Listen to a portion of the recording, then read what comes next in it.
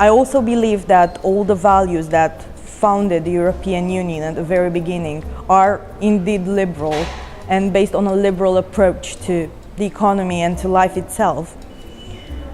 The way to do it, now this is a challenge, and I think that trying to have a more not particularly emotional, but sensitive approach, and to be more understanding, and to try to better use sociologists in this, and try to understand the context of the people who think differently, and try to understand what are the factors that make them change their mind at a specific level, because we cannot generalize. Maybe someone from Romania doesn't think in the same way, or the same, if you press a certain button, that person will not react similarly to a person in Germany, and so on. So there needs to be some sort of deep understanding of people's roots in order to create that feeling again. Because I remember in Romania, for instance, when the country wanted to become a member of the European Union, there was so much enthusiasm. They knew in their heart that they were entering a better era.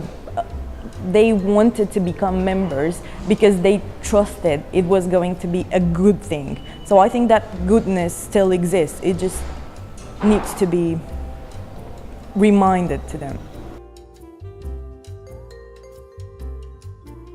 So I believe that the freedoms we need in the future are not essentially different, because you cannot reinvent the wheel.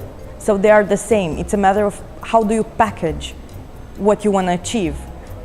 The target is the same, because you cannot have freedom of speech in a different manner. You either have it or not. The concept is quite straightforward, but it's a matter of how you define it and how you package it to the people. So I think that there are notions that need to be transformed, not reinvented. So looking for new things might not be the right answer always.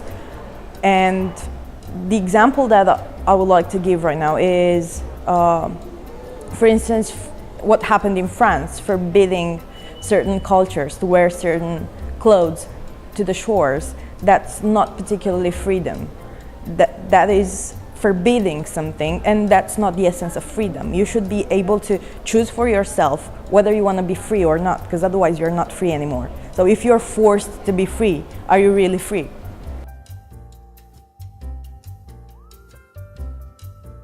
What I believe that it's the main differentiation is the fact that every single individual is encouraged to exploit his or her own potential and choices.